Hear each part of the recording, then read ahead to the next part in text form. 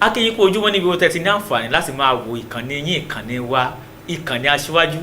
Hero Television. Ẹ ti mọ̀ wá gẹ́gẹ́ bí ìṣe wa ní ìkànnì yìí wípé gbogbo nǹkan tó bá ń ṣẹlẹ̀ káàkiri àgbáńlá ayé la máa mú wá fún yín. A sì kí yín káàbọ̀ sórí ètò yín ètò wa ìyẹn ní pápá àṣírí. Ẹ ti mọ̀ pé ní agbọn tẹ́lẹ̀ yìí ibẹ̀ gangan láti máa já yín sí gbogbo nǹkan tó ń ṣẹlẹ̀ ìyẹn ní agbèrè ìdárayá. Èmi náà lọ́mọ yín olólùfẹ́ yín ẹni tẹ́ ti mọ̀ bí ẹni mowó Òjó Adéyẹmí. Mo sì ti ṣetán láti máa mú yín káàkiri ìrìn àjò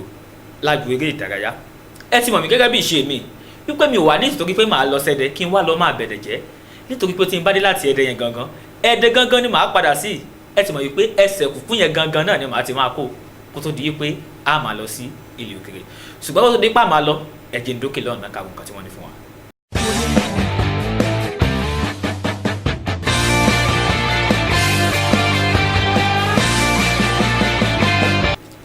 Ẹ káàbọ̀ padà láti ibi tí a ti lọ polówó ọjà. Ẹ jẹ́ kí n bẹ̀rẹ̀ láti agbọn ti orílẹ̀-èdè Nàìjíríà. A mọ̀ pé yàgìní yòjò ló jẹ́ fún àwọn ọmọ orílẹ̀-èdè Nàìjíríà nítorí pé kíni àwọn ẹgbẹ́ agbábọ́ọ̀lù lóbìnrin ti aláfọwọ́jùsí àjọ eléyìí tá a mọ̀ sí basketball wọ́n ṣe dáadáa wọ́n ṣe takuntakun níbi ìfẹsẹ̀wọnsẹ̀ eléyìí tí wọ́n gbá pẹ̀lú ẹgbẹ́ agbábọ́ọ̀lù Senegal ní àṣekágbá ìfẹsẹ̀wọnsẹ̀ náà.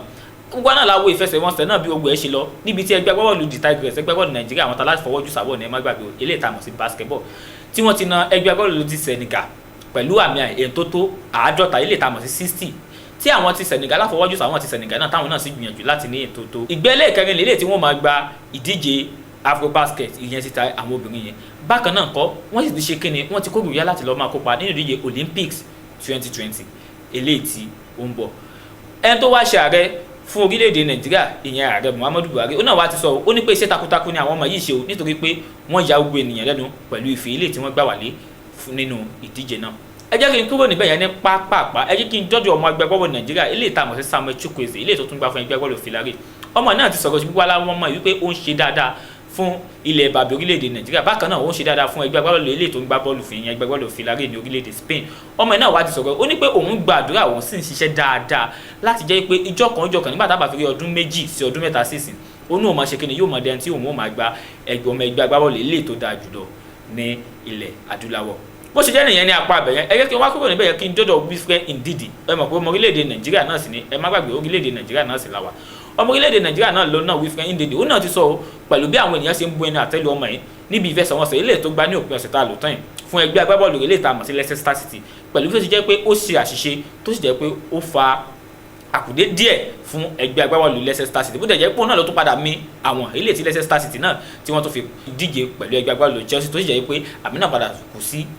àmì kọ̀ọ̀kan. Wilfred Ndidi ó wá ti sọ̀rọ̀ ó ní wípé ẹ̀yin olólùfẹ́ ẹgbẹ́ agbábọ́ọ̀lù Leicester City àti ẹ̀yin ọmọ orílẹ̀-èdè Nàìjíríà ẹ má bínú nítorí pé nǹkan tóun ṣe yẹn kì í ṣe pé bóyá òun mọ̀ọ́mọ̀ kò ní jù bá lọ lábala títí bẹ̀ yẹn kó tó wá dé pé a máa lọ sí ilé òkèrè ṣùgbọ́n kó tó dé pé a máa lọ sí ilé òkèrè ẹ yẹ kí n wo kan tí wọ́n ní fún wa lókè lọ.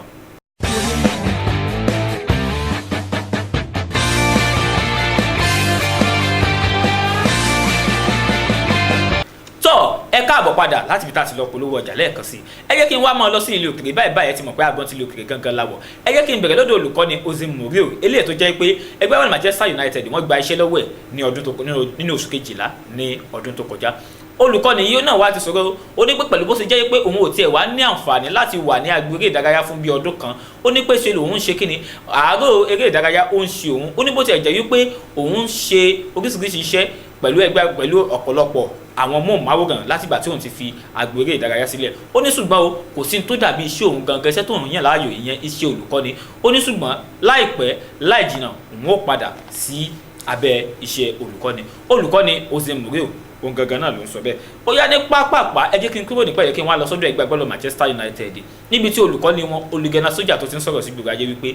Paul Labile Pogba kò níbi tí ó ń lọ pẹ̀lú bó ṣe jẹ́ pé ẹgbẹ́ agbábọ́ọ̀lù Real Madrid wọ́n sì sọ pé àwọn nífẹ̀ẹ́ láti jẹ́ pé kí Paul Labile Pogba kó wá darapọ̀ máwọn nígbà tí transfer eléyìí tí kò tí tẹnubodò ní orílẹ̀-èdè Spain tá a mọ̀ pé yóò máa tẹnubodò ní ọjọ́ kejì oṣù kẹsàn-án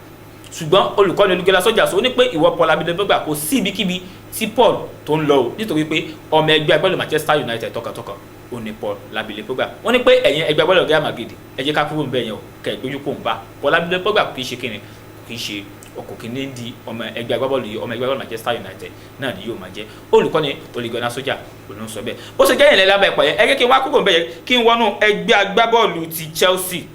ǹjẹ́ jẹ́ mọ̀ pé pẹ̀lú bí ó ṣe jẹ́ pé ọmọ léje ọmọ ẹgbẹ́ agbábọ́ọ̀lù Chelsea eléyìí tá a mọ̀ sí Mason Mount eléyìí tí ó ṣẹ̀ṣẹ̀ darapọ̀ mọ́ wọn bó dẹ̀ jẹ́ pé ọmọ ẹgbẹ́ agbábọ́ọ̀lù Chelsea náà ní tẹ́lẹ̀tẹ́lẹ̀ academy wọn náà ló ti kú ṣùgbọ́n ní sáà tó kọjá inú ẹgbẹ́ agbábọ́ọ̀lù Derby County ló ti ní àǹfààní láti gbá bọ́ọ̀lù níbi tó ti jẹ́ pé ó ṣiṣẹ́ papọ̀ pẹ̀lú olùkọ́ni Frank Lampard tó jẹ́ pé àwọn méjì náà ni wọ́n jọ ṣiṣẹ́ papọ̀ ní sáà tó kọjá nínú ẹgbẹ́ agbábọ́ọ̀lù Derby County tó wá tó jẹ́ pé ní sáà yìí náà wọ́n tún jọ ṣiṣẹ́ papọ̀ nínú ẹgbẹ́ agbábọ́ọ̀lù Chelsea gbogbo alásámọ̀ ìpè olùkọ́ni Frank Lampard nínú ẹgbẹ́ agbábọ́ọ̀lù Chelsea náà ló wà báyìí tó sì jẹ́ pé ọmọ léje Mason Mount yìí náà inú ẹgbẹ́ agbábọ́ọ̀lù Chelsea òun náà lòun náà ti ń gbá bọ́ọ̀lù ṣùgbọ́n ǹjẹ́ jẹ́ mọ̀ pé pẹ̀lú bó ṣe jẹ́ pé ọmọ yìí mi àwọn nígbà tí wọ́n kojú ẹgbẹ́ Leicester City ní òpin ọ̀sẹ̀ tá a lò tán yìí ǹjẹ́ jẹ́ mọ̀ pé nígbà tí olùkọ́ni Frank Lampard tó wà nínú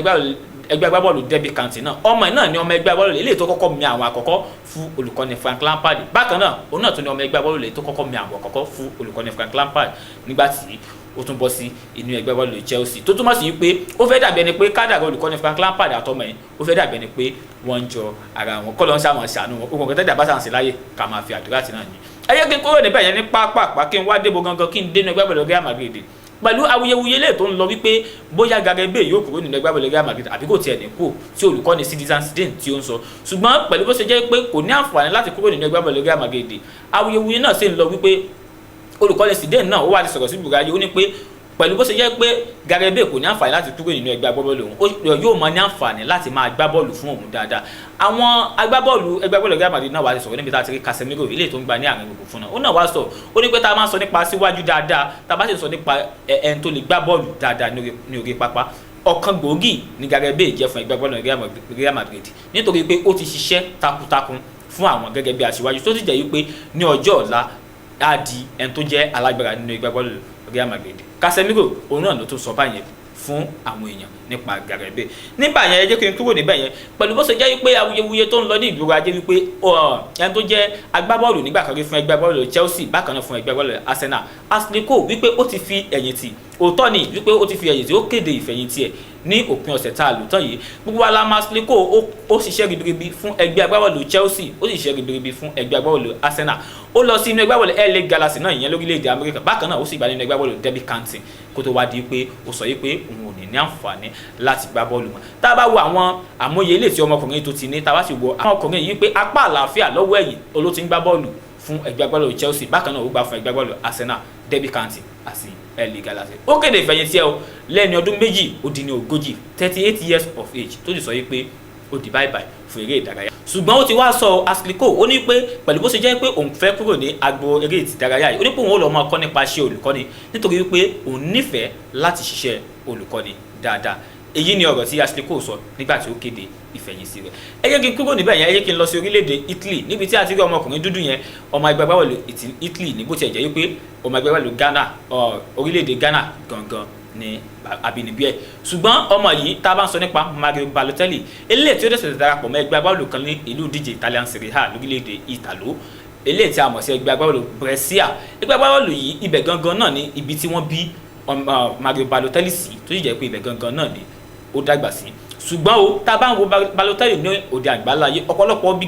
bíbíkíbi ẹgbẹ́ agbábọ́ọ̀lù ní Balotelli ló ti ní àǹfààní láti gbá bọ́ọ̀lù níbi tí a ti rí ẹgbẹ́ agbábọ́ọ̀lù AC Milan ó gbá bọ́ọ̀lù fún ẹgbẹ́ agbábọ́ọ̀lù Inter Milan ó gbá bọ́ọ̀lù fún ẹgbẹ́ agbábọ́ọ̀lù Manchester City bákan náà ó gbá fún ẹgbẹ́ agbábọ́ọ̀lù Liverpool kó tó wá di pé ó tún lọ gbá fún ẹgbẹ́ agbábọ́ọ̀lù Marseille nígbà tí ó kúrò nínú ẹgbẹ́ agbábọ́ọ̀lù Marseille yìí ló di wípé kò ní àǹfààní láti darapọ̀ mọ́ ẹgbẹ́ agbábọ́ọ̀lù kankan kó tó wá di wípé ẹgbẹ́ agbábọ́ọ̀lù Brescia wọ́n bu ọwọ́ lù ní àdéhùn ọlọ́fẹ̀dé tá a mọ̀ sí free agent nítorí pé kò ní owó kankan nínú ṣùgbọ́n àwọn náà ni wọ́n máa sanwó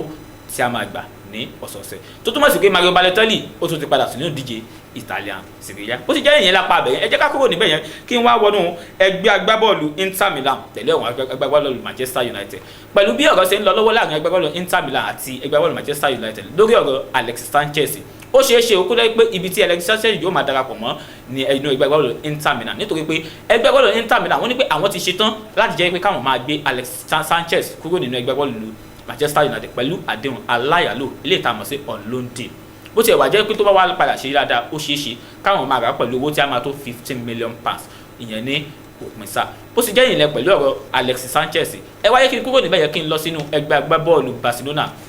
níbi tí ọmọkùnrin léje wọn eléyìí tó ń gba ní ọwọ́ wájú Philippe Coutinho tó di darapọ̀ mọ́ ẹgbẹ́ agbábọ́ọ̀lù Bayern Munich Bayern Munich ní orílẹ̀-èdè Germany pẹ̀lú àdéhùn aláyọ̀lé ilé ẹ̀ta mọ̀ sí on loan deal. Ṣùgbọ́n àdéhùn tó wà láàrin wọn gangan náà ni wípé nígbà tí ó bá fi di òpin sáà yìí tó bá jẹ́ pé Philippe Coutinho ó ní àǹfààní láti ṣe dáadáa fún ẹgbẹ́ agbábọ́ọ̀lù Bayern Munich, àwọn ò máa rà ní owó tó tó £120 million ní làwọn ò máa rà nípàdé sáà bá parí. Wọ́n kéde Philippe Coutinho ní àyájọ́ àná nínú ẹgbẹ́ agbábọ́ọ̀lù Bayern Munich tó sì jẹ́ pé wọ́n fún ní nọ́mbà kẹwàá eléyìí tí a máa fi gbá bọ́ọ̀lù ìyẹn ní òkè pápá. Bó ṣe jẹ́ ìyẹn ní apá àbẹ̀yẹn, ẹ jẹ́ ká tún sáré lọ ní pápá èyí tó ti jẹ́ kókó nípa ọ̀rọ̀ Neymar Junior. Eléyìí awuyewuye ń lọ lórí Neymar Junior gidi gan ni wípé ṣé Neymar Junior ṣé yóò kúrò nínú ẹgbẹ́ agbábọ́ọ̀lù Paris Saint-Germain àbí kò tiẹ̀ ní kúrò. Awuyewuye tó ń lọ náà ni wípé ẹgbẹ́ agbábọ́ọ̀lù Paris Saint-Germain wọ́n ti sọ sí ìgboro ayé wípé ẹni tó bá nífẹ̀ẹ́ sí láti gbé Neymar Junior pẹ̀lú àdéhùn aláyàlò fún ọdún kan tó sì jẹ́ wípé nígbà tí sáà bá wa parí yóò rà ní owó tó tó £200 million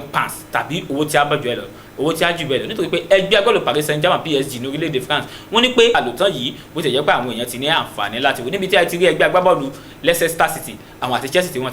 wọ́n ti gbá àmì kọ̀ọ̀kan. Ṣùgbọ́n ní àyájọ́ àná èyí tí ń ṣe ọjọ́ ajé ẹgbẹ́ agbábọ́ọ̀lù Manchester United àwọn àti Wolverhampton Wanderers náà àmì ayò kọ̀ọ̀kan náà ni wọ́n jọ gbá. Bákan náà ẹgbẹ́ agbábọ́ọ̀lù Tottenham àwọn àti Manchester City àmì ayò méjì ní àwọn jọta níbi tí a ti rí ẹgbẹ́ agbábọ́ọ̀lù Arsenal táwọn tẹ̀ ní ẹgbẹ́ agbábọ́ọ̀lù Burnley pẹ̀lú àmì ayò méjì sí ẹyọ kan. Ẹ wo ẹ jẹ́ ká fi mọ́ ní apá abẹ̀yẹn kò ní jù báyìí lọ. Ẹ ti mọ̀ wá gẹ́gẹ́ bí ìṣe wa lórí ètò yín ètò wa ní pápá àṣírí. Èmi náà ni ọmọ yín olólùfẹ́ yín tí ẹ ti mọ̀ bí ẹni mowó Òjó Adéyẹmí. Tó bá tún di ní ọ̀sẹ̀ tí ń bọ̀ ó tún ní kẹ́ tó jẹ́ kí a pàdé. Ṣùgbọ́n fún ìkéde àti polówó ọjà yín ẹ wo nọ́mbà tí ó ń lọ ìyẹn ní ojú móhùnmáwòrán yín yẹn ẹ lè pè síbẹ̀ kẹ́ sì máa kàn sí wa ní ilé iṣẹ́ wa. Ẹ ṣé tẹ́ ń wò wá o. A tún máa rí yín ní ọ̀sẹ̀ tí ń bọ̀. Ó dàbọ̀ ó dìgbà kan náà.